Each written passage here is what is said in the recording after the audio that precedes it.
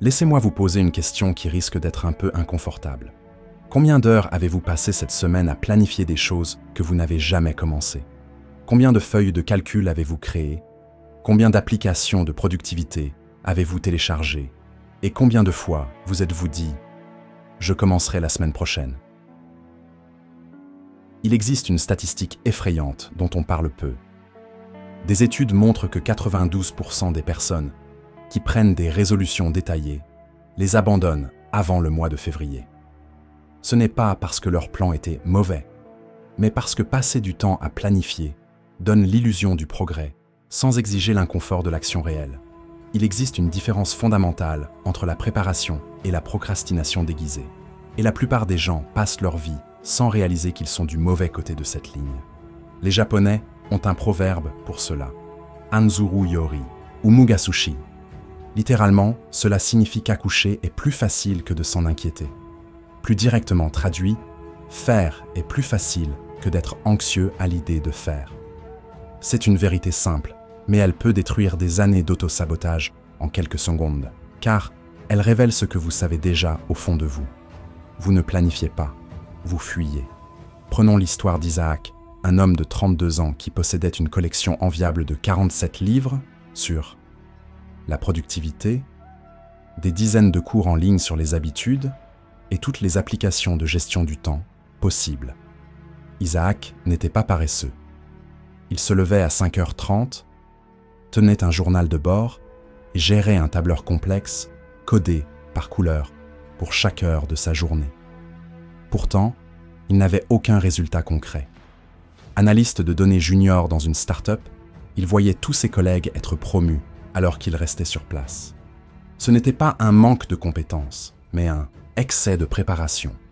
Lorsqu'un poste de chef d'équipe s'est libéré, il s'est dit qu'il postulerait après avoir terminé un énième cours de leadership et peaufiné son portfolio. La semaine suivante est devenue le mois suivant, et le poste a été pris par un collègue ayant 2 fois moins d'expérience, mais qui a simplement levé la main. Ses finances et sa vie amoureuse suivaient le même schéma. Des tableurs parfaits pour des investissements jamais réalisés et des scripts de conversation pour des rencontres jamais tentées. Isaac préférait l'illusion de la perfection sur le papier à la réalité de l'imperfection dans la pratique. Un dimanche soir, Isaac a créé ce qu'il pensait être le plan ultime, optimisant chaque minute, du café à la méditation. Mais le lundi matin, au premier grain de sable, tout s'est effondré. Au lieu d'agir, il a passé sa matinée à réajuster son plan. C'est le piège de l'illusion, de contrôle. Tant que vous planifiez, vous pouvez être parfait. C'est dans l'exécution que l'imperfection apparaît. Et Isaac avait peur de découvrir qu'il n'était peut-être pas aussi capable qu'il l'imaginait. Il avait un projet, de cœur depuis 3 ans. Créer un cours en ligne pour aider les débutants en analyse de données. Il avait 127 pages de script, de recherche sur les plateformes et de comparatifs de microphones, mais 0 leçon enregistrée.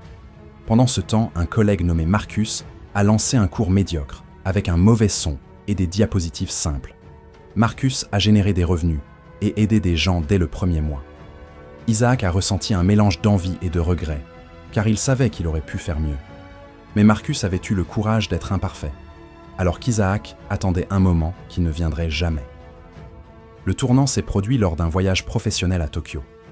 Isaac a assisté à une conférence de Takashi Nakamura, un directeur des opérations respecté. Takashi a posé une question brutale à l'audience. Combien d'entre vous planifient un projet depuis plus de 6 mois sans l'avoir commencé? Il a ensuite partagé la philosophie du Anzuru Yori, ou Mugasushi. Il a expliqué qu'une femme enceinte peut passer 9 mois à s'inquiéter de la douleur de l'accouchement, mais que le moment venu, elle le fait, tout simplement. L'expérience réelle est souvent moins effrayante que les mois d'angoisse qui l'ont précédée. Takashi a souligné que l'inquiétude consomme plus d'énergie que l'action, car l'action a une fin, alors que l'inquiétude est infinie.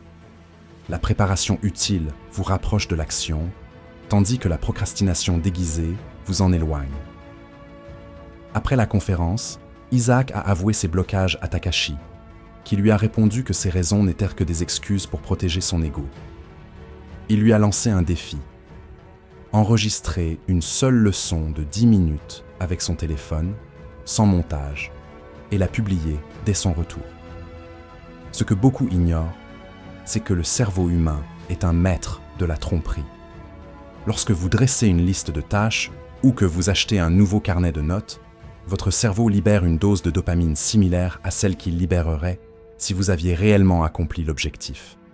C'est ce qu'on appelle la satisfaction anticipatoire. Vous vous sentez déjà victorieux sans avoir transpiré. Cette récompense chimique gratuite est une drogue qui vous maintient dans l'immobilisme. Pour briser ce cycle, il faut accepter de traverser la vallée de l'inconfort, cette zone où la dopamine chute parce que l'action est difficile et incertaine. C'est précisément là, dans cette friction, que se forge la compétence réelle et que les résultats tangibles commencent à apparaître. Réfléchissez également au coût caché de votre attente. On nous apprend souvent à craindre l'échec, mais on nous parle rarement du risque de l'inaction. Chaque mois passé à peaufiner un projet est un mois de retour client perdu, de revenus non générés et de croissance personnelle sacrifiée. L'inaction est une hémorragie silencieuse de votre potentiel. Si Isaac avait attendu une année de plus, le marché de l'analyse de données aurait pu saturer, ou une nouvelle technologie aurait pu rendre ses connaissances obsolètes. Le monde n'attend pas que vous soyez prêt. Il avance avec ceux qui sont présents, même s'ils trébuchent. Votre plus grand concurrent n'est pas celui qui est plus talentueux que vous.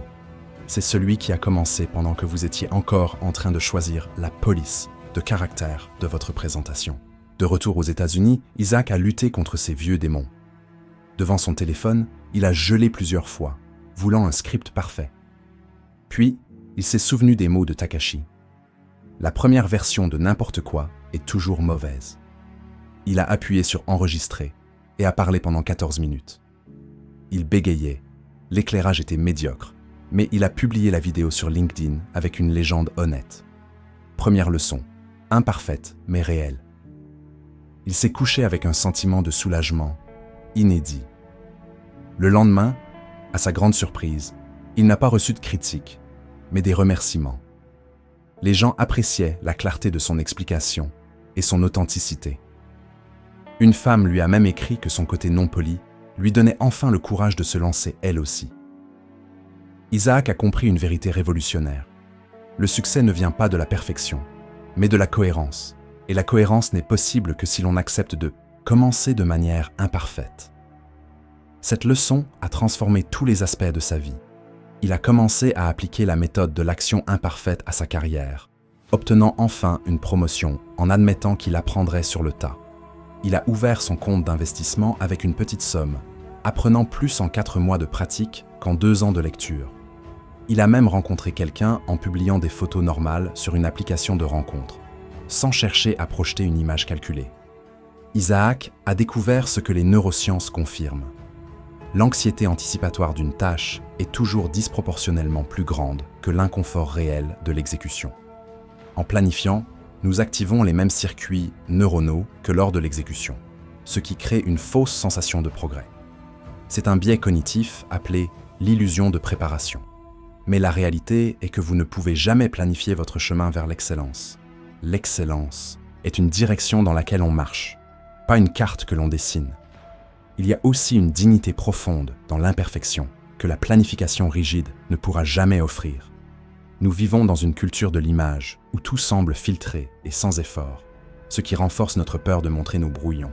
Pourtant, si vous regardez les plus grandes réussites de l'histoire, elles ont toutes commencé par des prototypes bancals et des idées mal dégrossies.